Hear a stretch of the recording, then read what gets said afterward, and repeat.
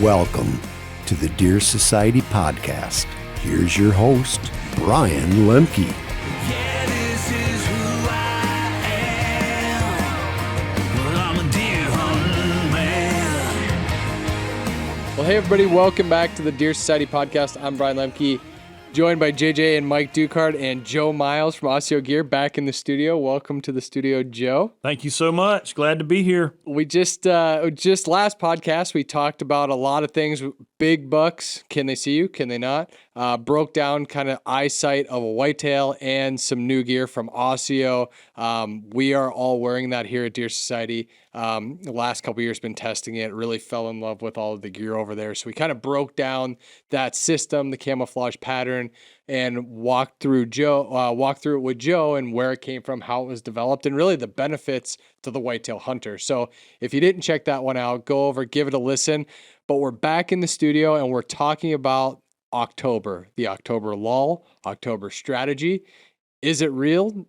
Is it fake? You know, what are the deer doing and how each one of us kind of tackle strategy when it comes to October. So JJ, I'm going to kind of throw it to you first right away.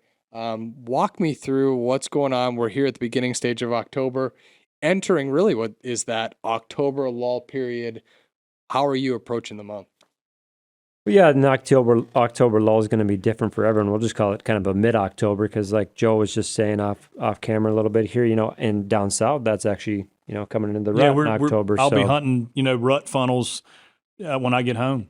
Yeah, so when we're talking October, you know, shift that around to your location a little bit. But you know what we're seeing here, I can just give an update. Last couple of days, waking up to the reveal cameras, you know, lighting up, new bucks showing up, some of the more mature bucks showing up, but all nighttime movement for sure.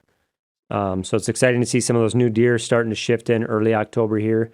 As we head into the October lull, we're trying to figure out, are there some windows? Are there some factors that can increase our odds heading into the field? You know, is there a moment or, you know, some weather, some moon? We're going to break that down a little bit, but just looking for windows coming up here to take a few cracks at it before, you know, the prime time comes, that pre-rut period. So right now, but it is exciting. You know, we got a little bit of, you know, some colder temps. We got a big front coming in this week, which we might, you know, hit the field with the lens a little bit more and get some good footage. And some of the big bucks are starting to show back up. So it's nice that they're in the area. They're checking things out. They're seeing the changes we've made to the property, opening up some scrapes and just kind of feeling it out right now and kind of waiting for them to slip up here in the next couple weeks.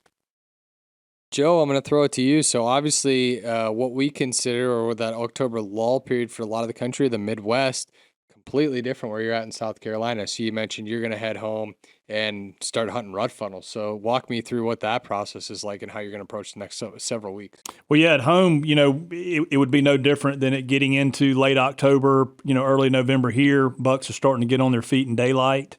And, you know, you start hunting the funnels where they're going to be pinched down and when they're out searching and wanting to move when it's light out, when you can kill them. So that's the exact philosophy I'll be doing, which I guess you could say we're lucky in that respect that we get to hunt, you know, kind of a ruddy October and then, you know, can transition out to the Midwest and take advantage of that in November as well. So, you know, that's really what's going to be happening at home. You know, some of the bigger deer are starting to daylight, and bigger is relative, right? We talked about this earlier. You know, a 130 at home is you know, but we get some deer with some age on them, and it's fun. You know, playing the game with 5 and 6 year old deer. I don't care where you are or how big their headgear is. We all love the giant racks, but playing the game with the bigger deer or the older deer is a lot of fun.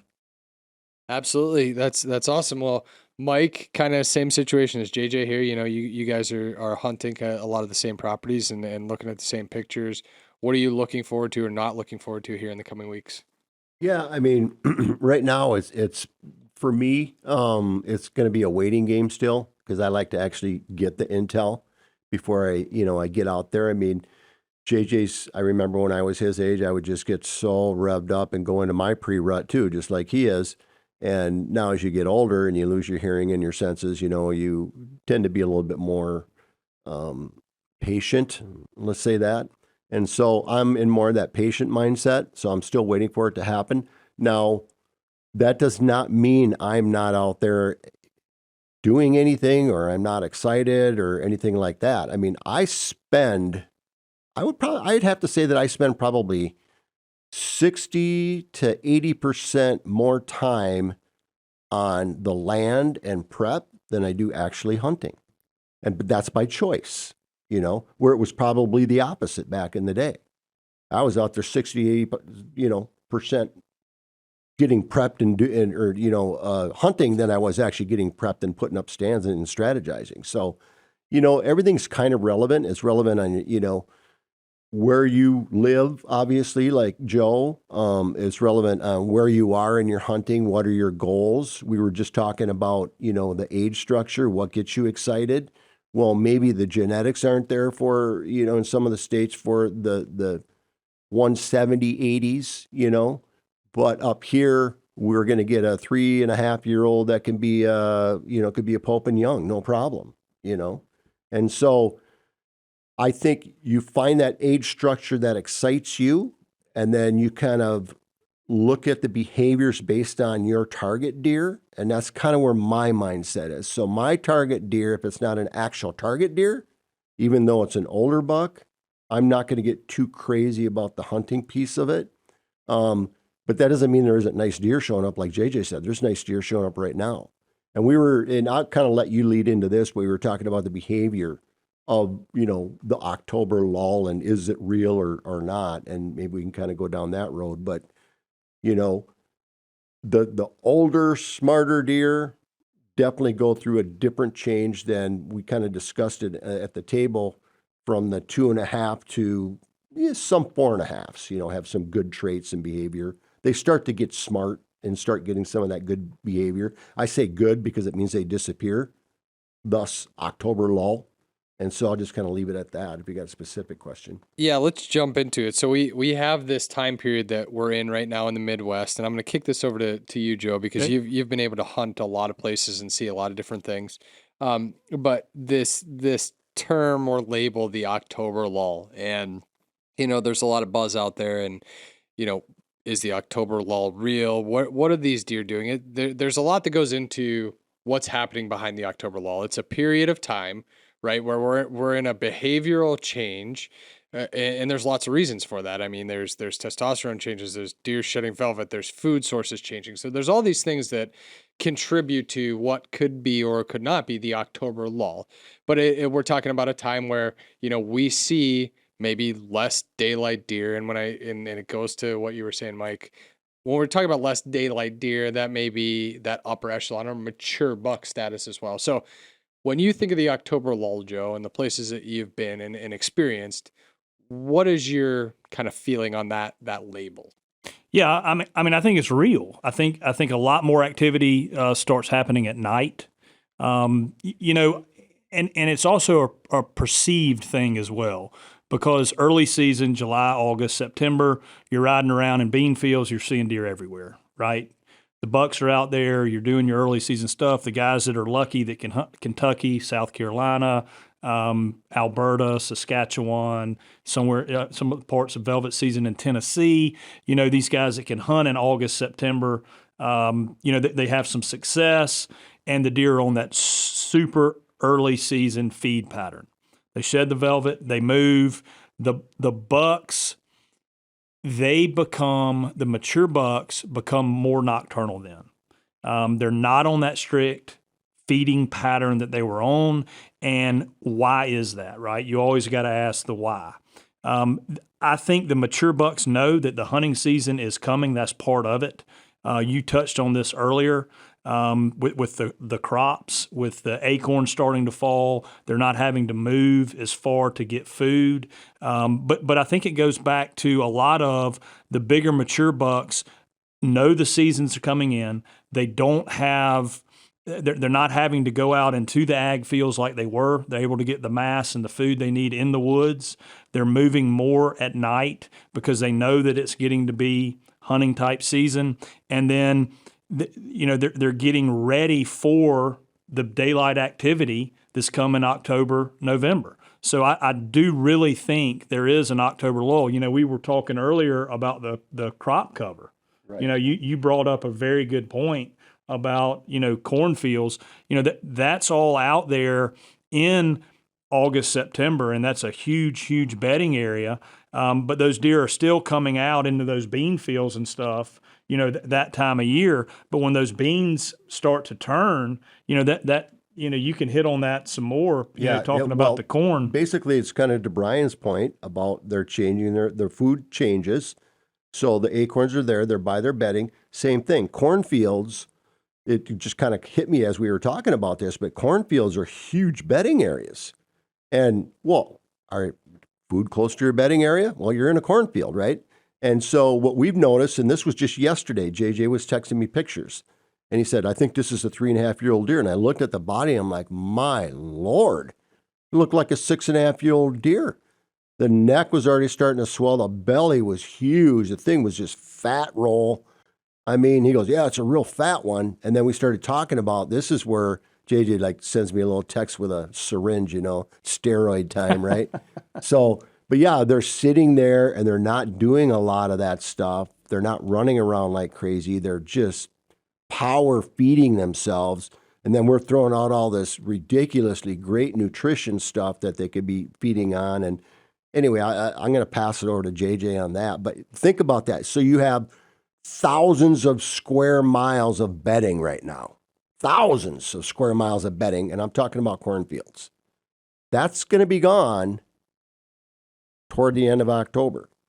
So does that have something to do with a lull? I mean, I think it's all elements here. Yeah, a lot of factors, and we all talk about the October lull just being more of a buzzword than anything, get people talking, and everybody's excited because seasons are opening up and people are hunting. But yeah, right now it seems like after those bucks have shed, and they were gone for, a week or so on camera, and some of them even more, and then they came back, and yeah, it looked like they just took a needle to the rear quarter because they were just juiced up, testosterone levels are high.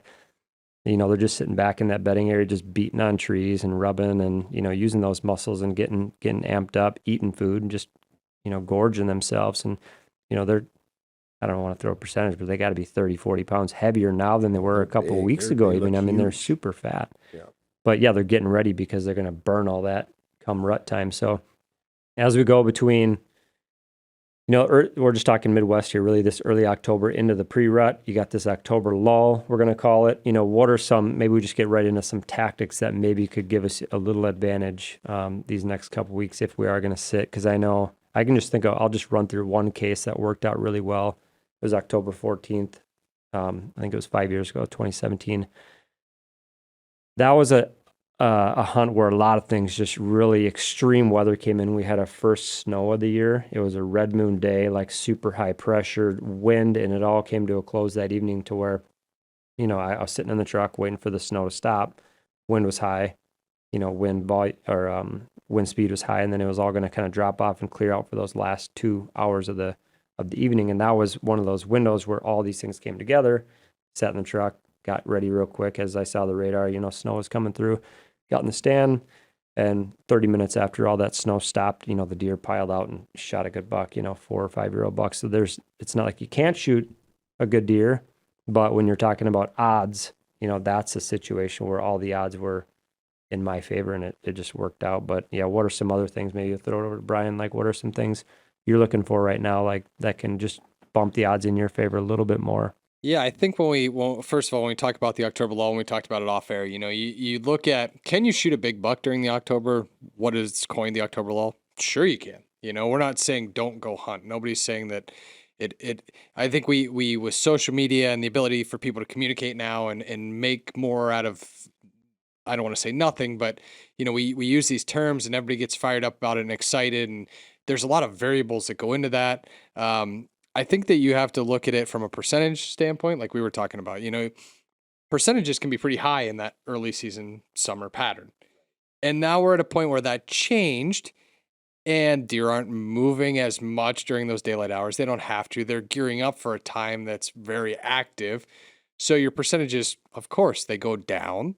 And then they're going to get back up here at the end of October and beginning of November here where we are at least in the country, when those deer are actively chasing. It's the rut and they're on their feet. So if you sat back and you're a betting person, and Joe, you talk a lot about putting the odds in your favor and stacking the deck.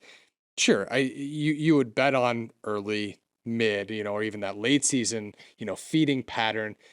Comparatively, that this October time is not the best odds that you have compared to those other times of the season. Do I think you can still shoot a big buck? Yes. You have to look at it though. We talked a little bit, Joe, you were talking about, and I don't want to steal your thunder here, but a micro versus macro approach to how you're going to hunt this particular deer when you get back to South Carolina. I like to use that micro macro view of things, looking at my stuff now, JJ, to answer your question. It's like, okay, we get, I think, so fixated on, let's use a reveals camera, and we have it on the edge of a bean field early season, and you're getting all these buck pictures, and then you'll hit the October lull, and now you're not getting those buck pictures anymore. And you can get so fixated on that spot, that camera, and it's this micro view. I try to look at things right now from more of that macro view and try to understand, okay, the deer aren't there, they've shifted, the food source changed, maybe are they on acorns, but look at your property that you have to hunt from more of that macro level and try to understand what the deer are doing now, if now is your time to hunt.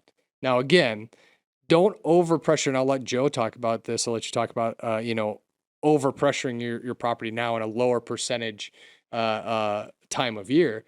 But if now is your time to hunt, what I would be doing is taking a step back and just trying to understand again that overall flow, understand where your deer are bedding, what they're doing right now, and then try to make your plan based on that. So Joe, I'm going to kick it back over to you to talk about some of those. The season's open. You need to be in the game. You don't have to be throwing for touchdowns, right out the gate, but you need to be in the game. And what I mean by that is, when I'm getting away from South Carolina, getting into the Midwest. Let's just pick Kansas. So I've got all of my cameras right now in rut funnels, tight pinch points that they've got to come through to get between two pieces of timber or whatever it may be. But I also have a couple of cameras still on acorns. I still have them on the edge of bean fields that that I know aren't going to be cut or cut till late.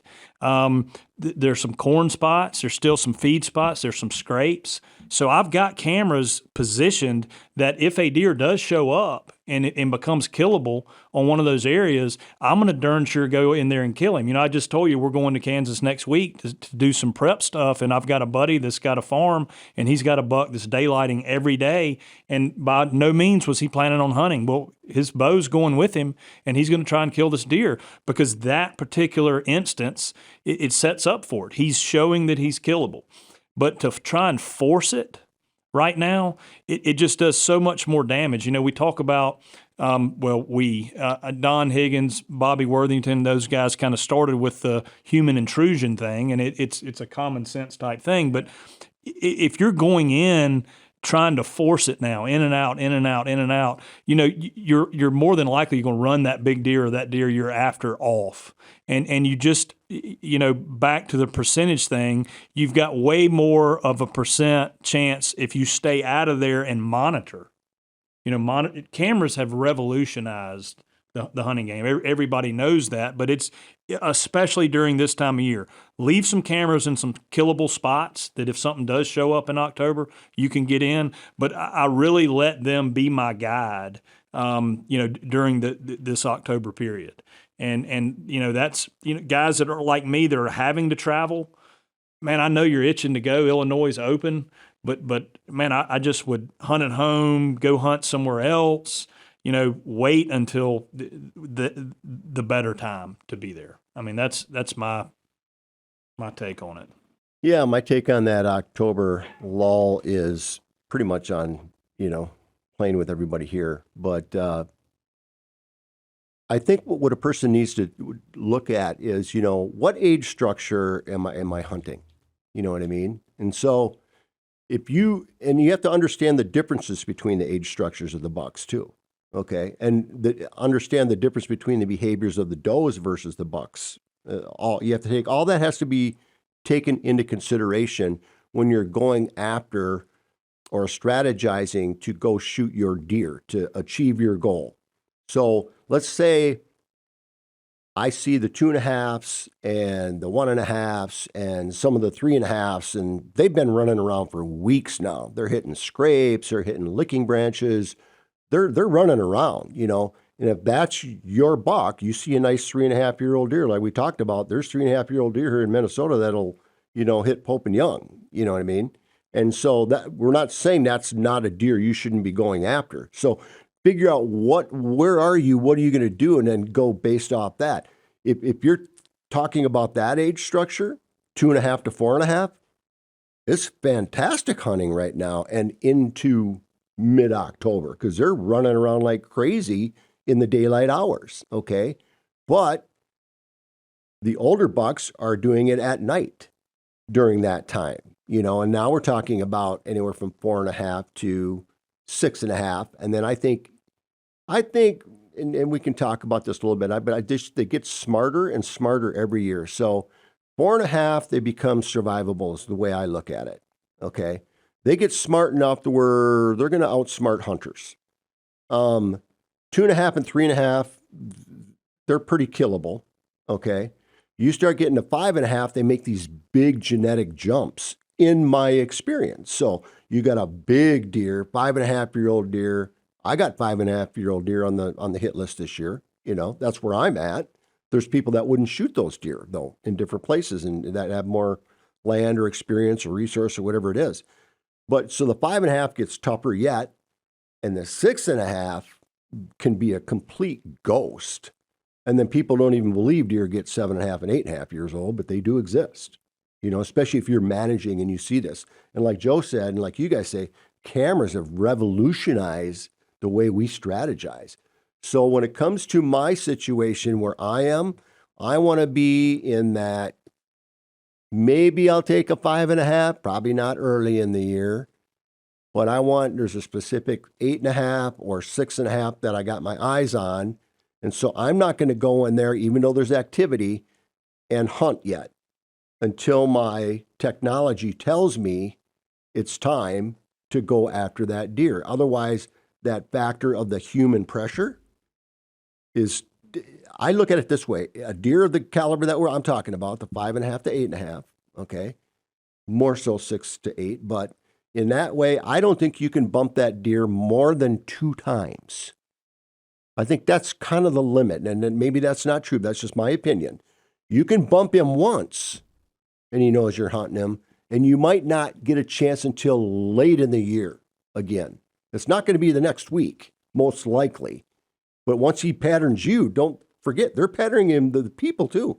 We hunted that way for years and years and years because we never had our own property. So people would else, you know, the cousin could hunt it, the dad, you know, brother-in-law hunted it. And so we hunted the people, but we were killing big deer on these property that they didn't know existed. Okay. So the deer pattern you too. And you have to just all these different elements and all these different things. The October lull exists for the older structured deer for sure. And we talked about the thousands of square miles of cornfield. They have all that bedding. Once that goes out, once it cools down, and it's usually the 3rd week in October for us, most likely, when you say, JJ, that 3rd week to the 1st week in November, that's when it's on. And so when I start seeing those bigger deer like that, even though they might even be nocturnal, I know they're going to daylight at any time they can daylight, or you can catch them right on the fringe of that daylight. And so I'm waiting for that. That's where I'm at right now. I think you got to trust your intel. You know, I think if, you know, you're running reveal cameras and you're getting regular deer now, you want to pay attention to that too. I've had certain circumstances where you got a deer that's, boom, he's there every morning in the daylight. Like I've had it. Are you going to go? Well, maybe you want to, but like in that particular situation, like there was no way I was getting to him where he was at to be there in the daylight. So I didn't hunt, even though, you know, I was getting those pictures, but you trust your intel. You let this time of year, you let that do most of the work for you. I do think that, you know, I've had the opportunity to film a lot of guys and be successful during this time as well. I would say that water holes have been pretty effective during this time. And I don't want to say more effective than any other time of the year, because I don't think that's the case. I think that in these scenarios, those water holes acted more as social areas for these deer that were in the right location. You look at a deer on a summer feeding pattern, right? Those are deer going there on their summer feeding pattern, but they're also going there to be social because that's where the deer are going. Those food sources change, those social interactions change and where they happen. Let's face it, deer are still social creatures. I think one, it was a water, one, it created a social environment, and two or three, that they were just in the right place. And we were getting that intel to tell us, okay, this buck is frequenting here, he's doing this, so let's go in. And those chances in that scenario were high, right? We weren't going in blind and just like hammering just to hunt, right? So again, can you kill a big deer during this time? Yes. But, be smart about it. Let your reveals, let your cameras do your work for you. Were those water hole hunts that were more successful? Was that the warm front? Was it like hotter days pulling in more deer, or just?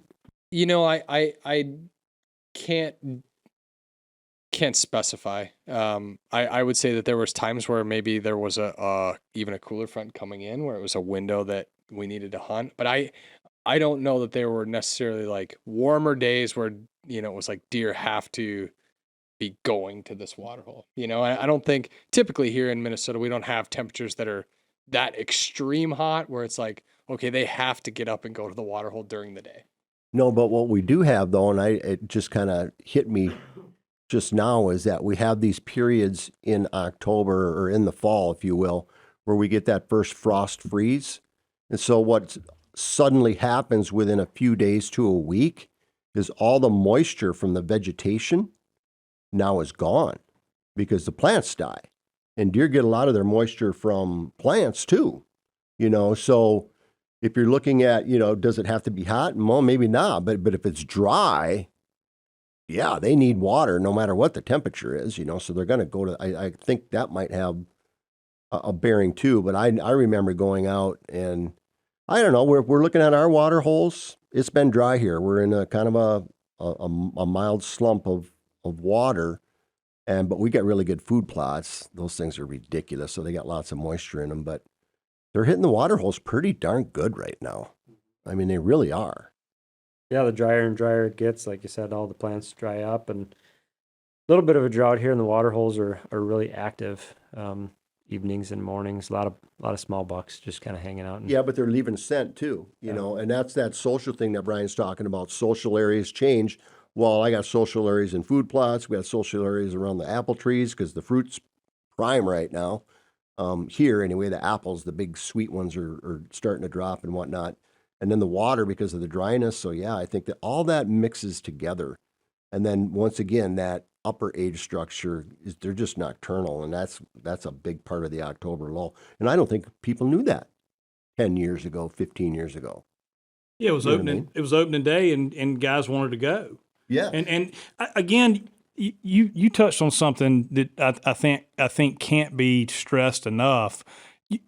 Goals, right? I mean, we talk about goals a lot, and where you are in your hunting career, if you will. I mean, if you're anxious to go hunting and you want to learn and make mistakes and all that, man, get going.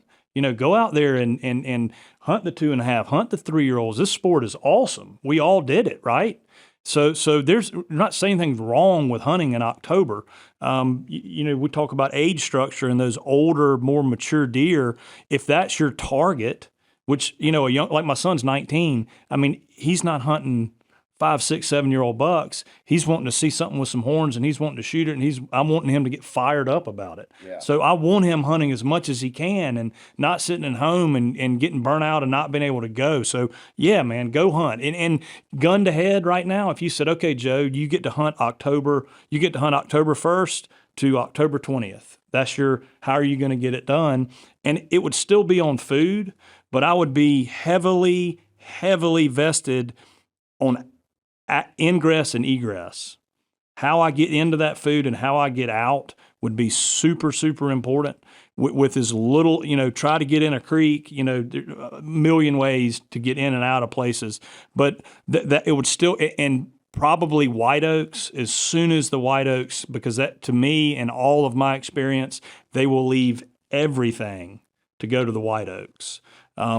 Fruit trees, corn. I mean, a lot of guys run bait piles at home, and everybody knows that corn is they're corn on the ground. They love those bait piles. They always say, "What is going on there? I must have spoiled corn."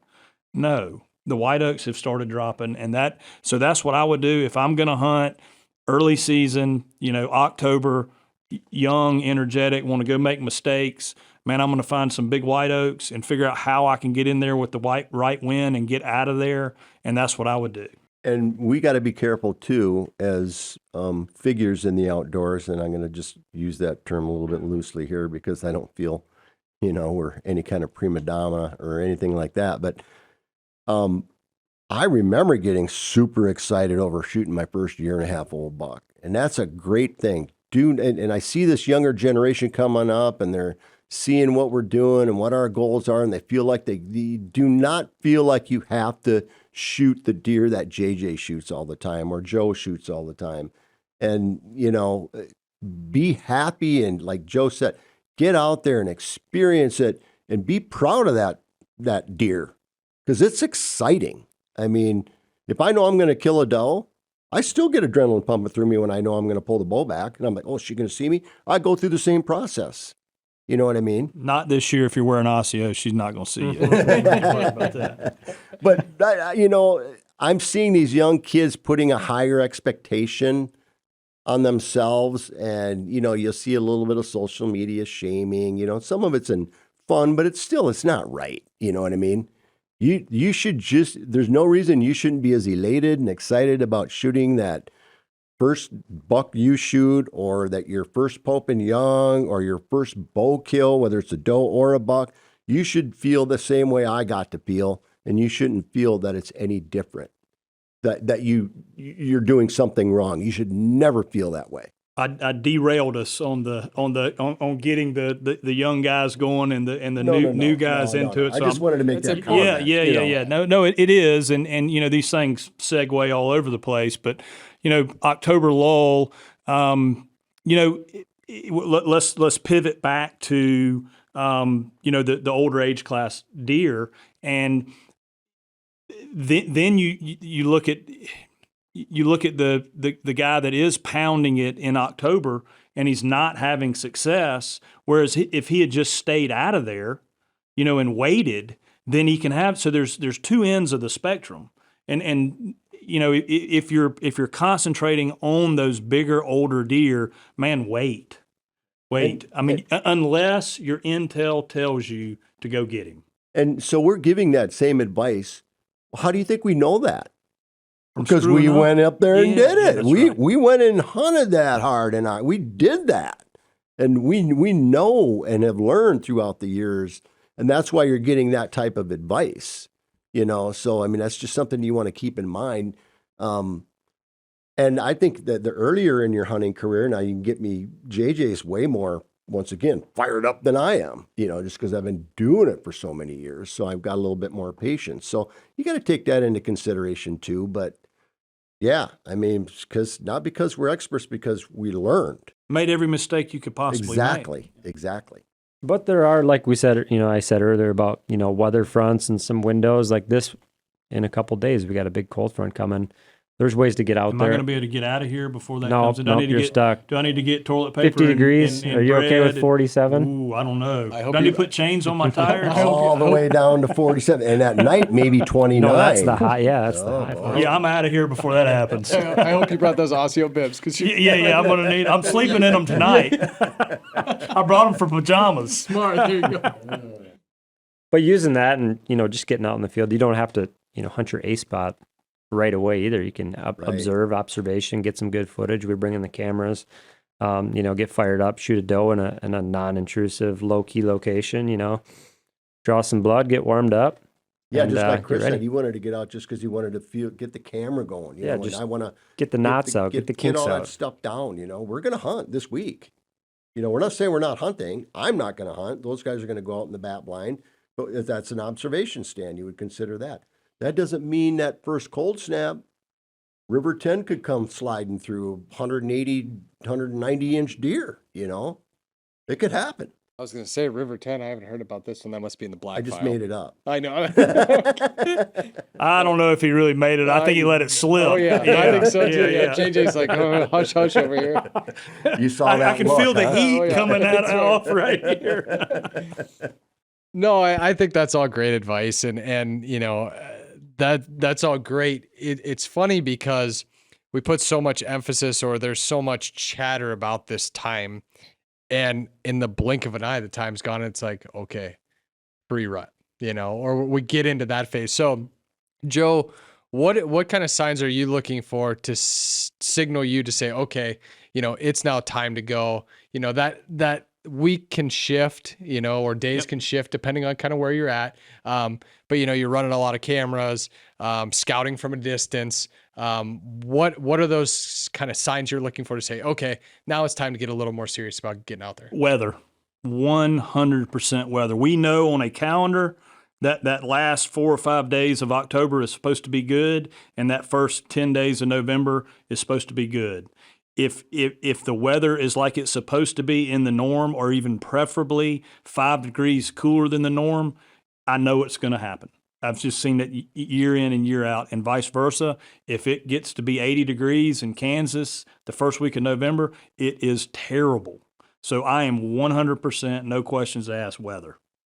That's what gets me going. I mean, obviously cameras too, but weather, I can predict it. I can guarantee you that if it's 7 to 10 degrees cooler than normal the last week or last couple of days of October, first days of November, there will be big mature deer moving in daylight during that time, guaranteed, in the bank, no question about it. And you almost got you have to almost be out there during that Or window. you'll miss no matter it. no You'll matter miss it. what. You'll miss it. I mean, You heard it. That's like Babe Ruth calling a shot. So Joe Miles on Instagram, follow it because it is hands down, take it to the bank.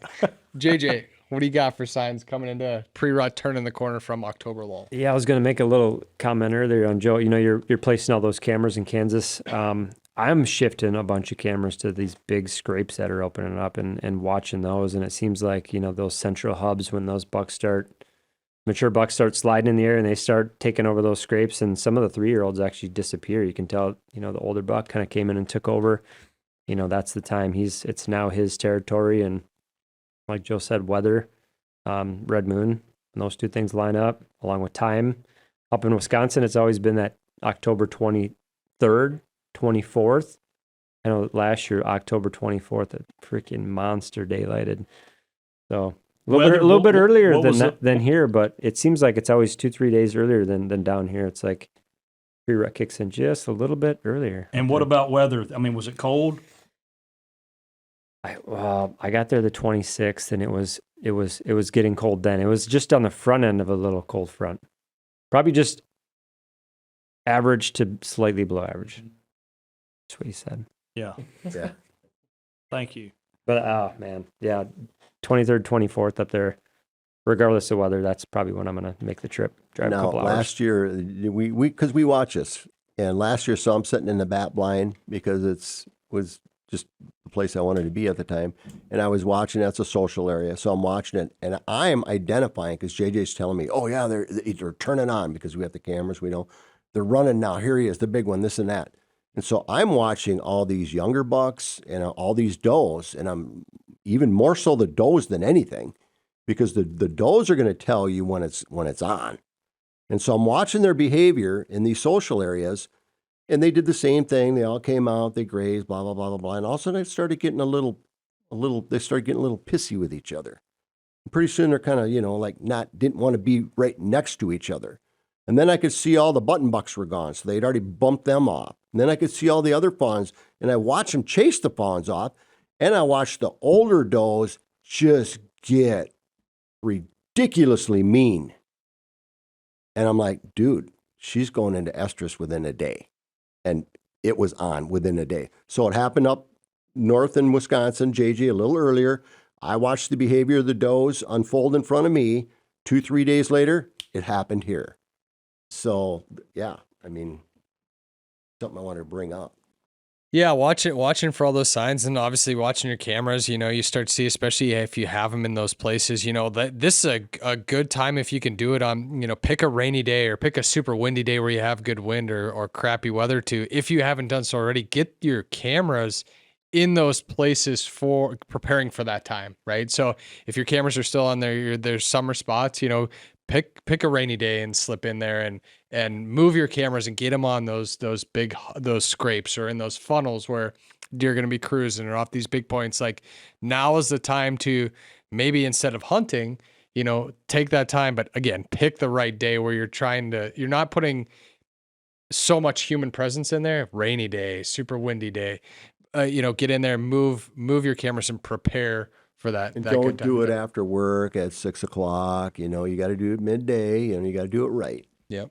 Yeah, but that time's coming. It's October, end of the first week of October already. I mean, we're just a couple short weeks away from that really, really exciting time. And I guess we can kind of transition to that time a little bit. We still have some time here. Joe, for you, moving into that pre-rut stage and even the rut stage, so you're hunting deer active. What are some tools that you use or strategies that you use during that time, whether it be just like setup, calling, different tactics that you use that you've seen success with over the years? I'm gonna say it again. We're still beating the dead horse here, but cameras. I hear a lot of guys talk about and big buck killers talk about not having cameras in their core areas or their core pinch points where they're going to their rut funnels, if you will. Man, I run a lot of text cameras in funnels because I want to know what he's doing live. I want to know what he's doing. Their guard's down more. They're not as sensitive to cameras then. So I have a real camera strategy then, depending on the property that I'm hunting with, looking at the micro picture or the macro picture, the way back of how that's going to be navigated. And I'm going to have maybe 2 or 3 cameras, sometimes on the same tree facing in different directions in a funnel, because I don't want to miss him coming through there. So that's one strategy that's kind of different than some of the big buck killers. They don't want cameras anywhere. They know that's the funnel. They want to be in there, and I do too. But if there's a hot doe that comes through there and there's 9 bucks and they come through there and there's a bottom or something they go into, I want to know that live intel as quickly as I can get it.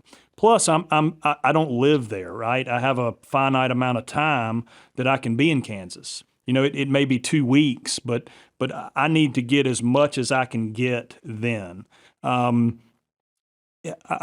Other strategies that I use. I mean, I'm still a big as tight a funnel guy as you can get, and it doesn't have to have buck sign in it, right? I mean, I'm absolutely fine with that. If it's got years and years of sign on one side of the funnel or the other, I'm okay with it not being in there because I know eventually he's going to come through there.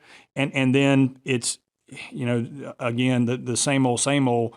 It really is the persistence or the logging the hours, man. You just gotta suck it up, and you gotta be mentally tough, because there's a property in Kansas that we hunt some, and Chris Seymour is a mutual friend of all of ours, and a great guy. He's an outfitter out there, and he's got these really remote properties, and guys will come in and say, I don't care about anything. I want to hunt a giant.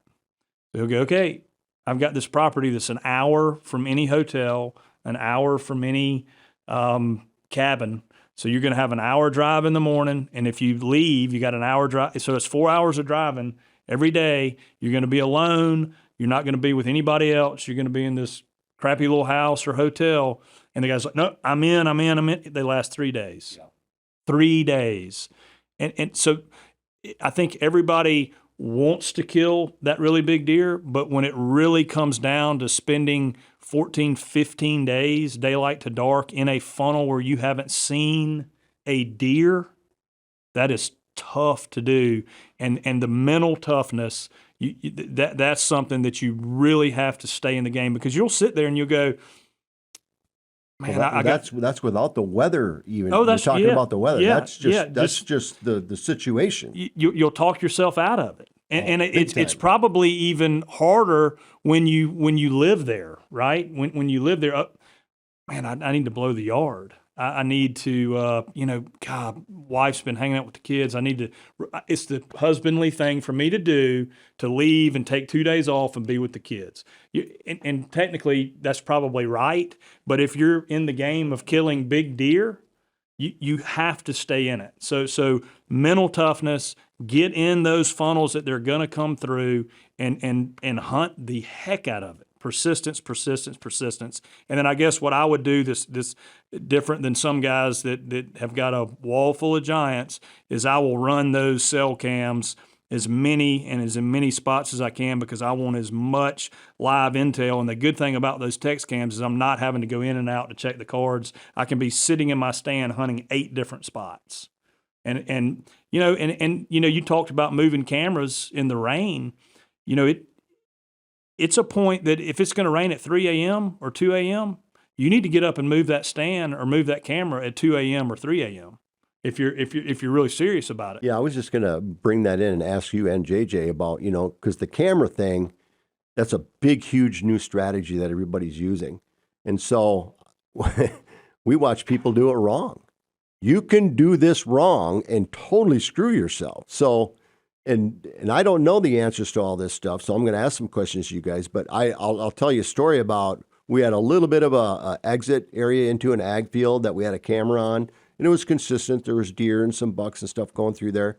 And then all of a sudden the neighbor comes out, and we caught him on camera. He put a camera right on that same spot, got out. That was the last time a deer walked through there for weeks. Well, he was stinking it up. The other thing was the deer knew that he went in, or the other thing, and he's cutting this and that and grabbing that. And then, of course, it was a flash camera. And that was the end of it. I mean, it's done. So when it comes to, I'm taking your role over, Brian. When it comes to setting a camera, what are the best ways to do it that you're not going to do that and bump those deer out, but still get that intel? And obviously you talked about one of them, if it's 3 a.m. and it's raining, you got to go out there and win it. So I'm just going to throw that out there. What's the smart way and what's the wrong way, or what are some tips on that? Yeah, and I'm going to throw it to Joe for that, because what kind of strategies? Is it eye level? Is it red flash, black flash, flash? And what about the deer's eyes on eyes? Because he's the color, he's got intel on color. What kind of cameras? What are they seeing? So break down your camera funnel. Okay. Strategies. Everything. Break Everything at all on trail cams. So my whole are y'all partnering with any camera We work company? with Reveal, but yeah. Yeah. Okay, well then I won't use use any brand names, so that's fine. So I want to be ahead of everything when I'm placing cameras. I want to be ahead of it. I want to be ahead of the summer patterns. I want to get them out there before they start hitting those things, before they start hitting the bean fields. I want to be in my rut spots before the rut starts. I want to be on the scrapes. I know where the scrapes are going to be, or I'll go create mock scrapes and I'll put the cameras on there. So I want to be before everything. The deer shows up, the camera's there, my scent's gone. Now, when it's rut and it's going again, I'll back into that. Like Kansas, when I go there, I'm going to probably take 10 text cameras with me. I've already got 6 or 7 out on this one property, and I'll take a bunch more, and I will go in there and I will put them in all the spots where I want them to be, or what these other cameras have told me, and that's contradicting of having the things in there ahead of time. But when the rut starts coming around, he's dropping his guard, and he's cruising through there when I want to kill him. Right, he's cruising and he's looking, and he's not. That's why he's killable that time of year, and maybe not so much in the October lull, because he is letting his guard down, and it is worth the risk, is worth the reward to me to have those cameras in there to get that live intel. But are you still using hunting tactics, like making sure you're scent free, using your rubber boots, all that kind of thought process? Because I know that's what JJ does. when we get closer to that time period. No, I'll do it. You know, I'll try and enter a place with the right wind and that sort of thing, and I'll get them in and get them out. So of course you would use hunting tactics to put them up, but the main thing is try and stay ahead of the season, whether it's rut season or preseason or pre-rut or late season. So then when the rut starts ending, before it gets to be January 15th, get those cameras out of there and get them on the late food plots ahead of time. You know, so you're always a step ahead with your cameras. And then when the rut's going on, okay, so that's talking from a traveling hunter, somebody that's leaving South Carolina, got 2 weeks to hunt in Kansas. So that's why I'm super aggressive with my cameras, you know, during that time. If I lived in Kansas, you know, I probably wouldn't be as aggressive with the cameras. And JJ, what are you doing? Because you hunt pretty much all local. Well, I shouldn't say that. You got a Wisconsin. But Well, that's it, like it an just hour allows and you a half to get drive. to your cameras easier and wherever you need to. So if you see rain, you're not waking up at 2, 3 a.m. to move a camera like Joe. And driving to Kansas. And driving to Kansas. So like if you just have a good, I like really windy days almost better than, well, for sure better than a light rainy day, but a good heavy rain day with good wind is the best day to, you know, mid-season make a move. But yeah, try to stay ahead like Joe. I was kind of getting at, you know, when you're talking about your funnel cameras, you know, are you trying to get, you know, like I mentioned, are you eye level? Are you above? Are you worried about deer seeing them? Or are you just, you know, is it just more about the location? You know, are you facing north, trying not to get sun up and down, big trees so the wind's not blowing it and triggering the camera? You know, what's all the above? All of those things. Yeah, a big tree where it kind of blends in better. Like y'all, I like to kind of have my cameras angled down. I tend to get better luck, you know, putting a stick or something behind them and angle them down a little bit. As far as height, I do try to tuck them in if there's limbs and stuff, and I need to get them up a little higher because they will stand out. And I mean, I never will forget Joel Snow. I don't know if you remember him, but he's a guy we used to hunt with in Ohio a good bit and really good big buck killer. And he was talking about, he ran a bunch of Reconyx cameras back in the day and had a 7.5-year-old hammer 180 that he was after. And he said it was the most camera shy buck that he had ever had. He would get one picture of him and he would never go anywhere near that camera again. And that does happen. And I've got pictures of 9.5-year-olds at a feeder in Kansas on a stick and pick with the camera closer than that camera, and they could care absolute less. So it's the deer. But back to that point, he had like a food plot and a cornfield, and he took his camera and camouflaged it in the corn. In the corn, it was just a little hole like this that the camera could see out into the food plot, trying to get a picture of this buck coming through. That buck came through, saw the camera. He's got one picture of it, and you couldn't have camouflaged it any better. A human would have never seen it in 15 years. So you have those deer that are just camera shy, man. But again, it goes back to the risk versus reward. I mean, if you know that you've got a buck like that and he's in there, don't run any cameras. Yeah. Get in that funnel and wait. Well, you just told me a story about a deer that you saw a video of that he looked at the camera and you could just see him just like back out and just like, no. Yeah, we've been talking about that, how, 98% of the deer don't care about that red.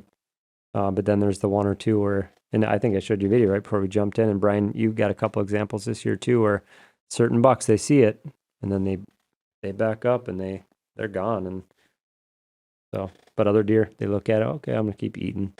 They could be. Okay, so let's talk a little bit about that. So we know the flash cameras, obviously they're seeing those. And then you got the ones that are the infrared with the little red light comes on, you know, and like you say, some deer think it's a tail light down the country road or whatever, but other deer flip out about it. But then you got the black light. Is there anything that a deer can see on those style of cameras that you know of? I've had no issues with those with the black flash, or I've had zero issues with those. But again, I think every deer is different. I mean, I was having this conversation with Don Higgins the other day, not really a debate, but you know, he is not big on text cams, you know, the cell cams. He thinks there's a radio wave that comes off of the cameras and they can sense that. I haven't had that experience. I don't know that I totally agree with that.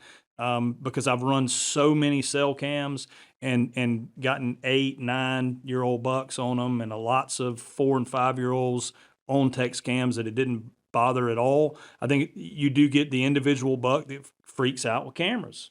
It's something foreign in the woods, and it freaks them out.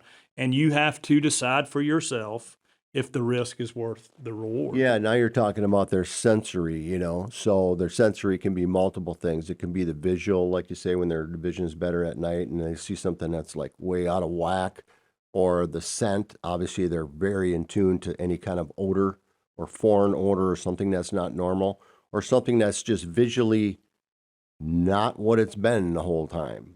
You know, all of a sudden, Manipulated environment. Manipulated environment, exactly. But then you have that kind of, I don't know how to explain it, but it's kind of an edge belief, if you will, about these animals that can sense your aura, if you will. And we all know that we give off an electronic field. I mean, that's what runs our bodies, right? That's what our nervous system is. And then you have products actually out there for that. What was that suit? Hex. The hex, okay? There's people that believe in that. So is Don kind of going down that thought process and like, okay, radio waves can they sense those?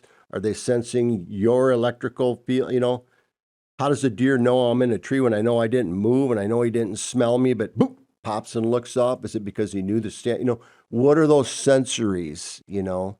I think that's an edge sensory type thing when we're talking about that electrical radio wave type thing, you know.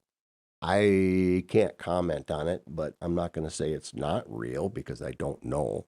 No, I can see how someone would think that. You could think it, You know, I you, guess. you've got your cell phone in your camera. You've got cell towers all around emitting the same thing. And I mean, how many big deer have we seen around? Yeah, so cell that means you towers? can't take your cell phone in the stand then either. Well, you know? but you know, maybe it's something different in those cameras. Andre DeQuisto, another big buck killing machine, he's the same way. He thinks, you know, he says that he sat in his stand and seen the text cameras and the deer avoid them, and even in the snow.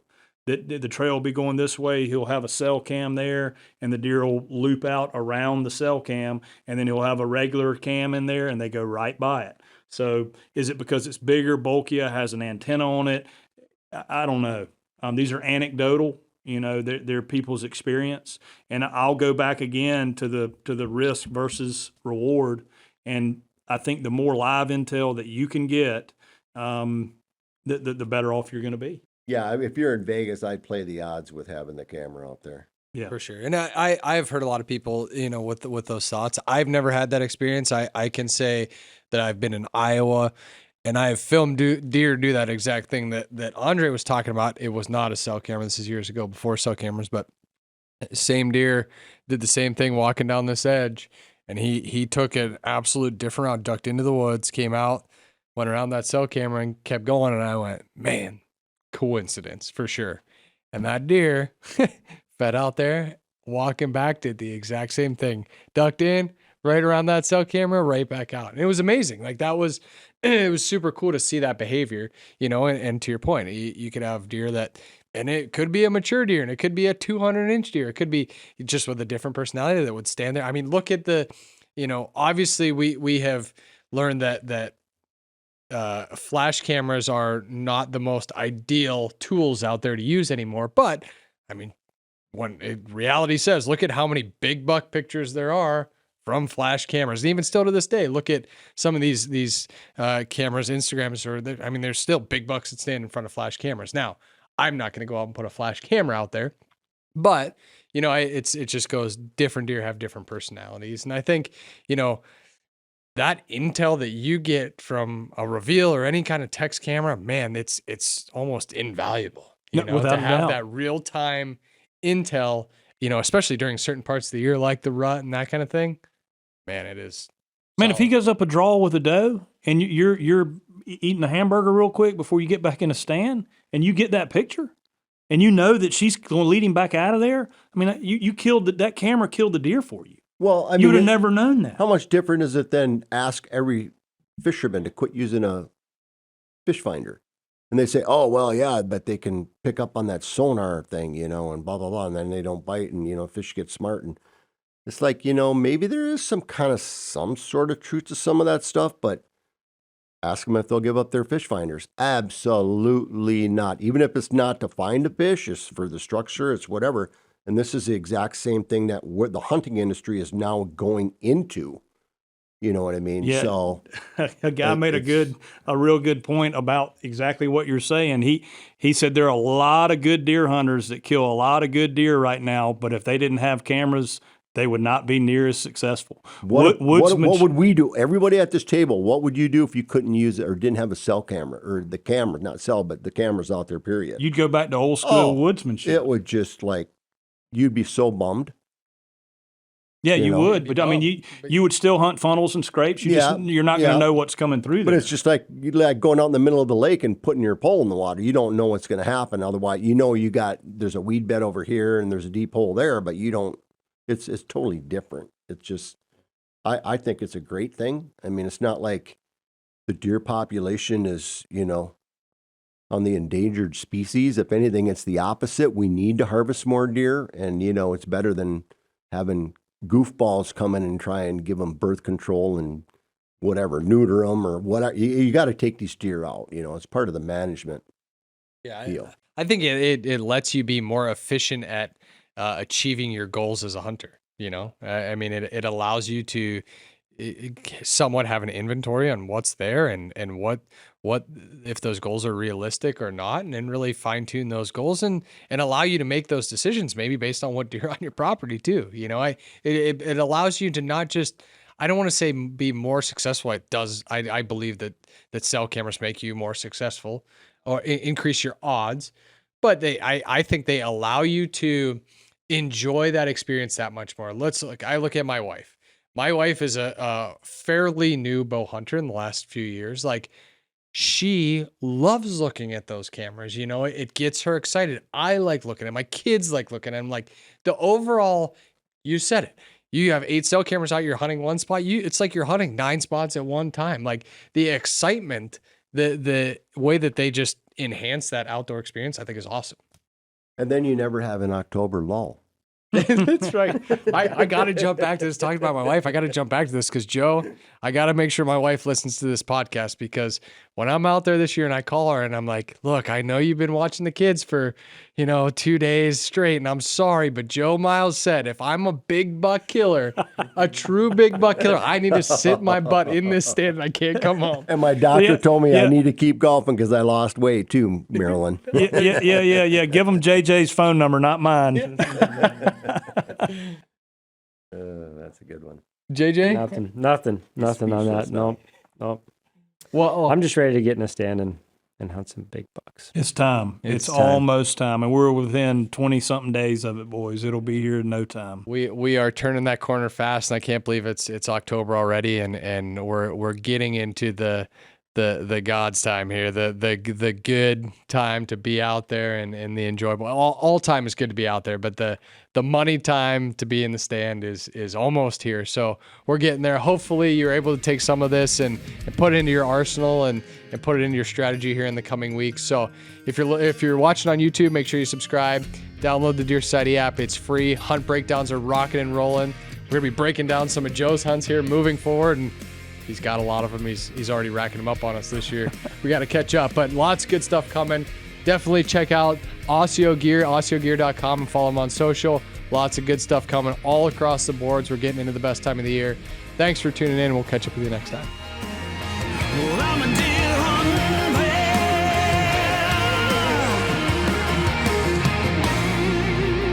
Well, I'm a deer hunting man. All our sponsors here at Deer Society are partners whose equipment we know we can trust are going to make you more successful and have a better experience in the field.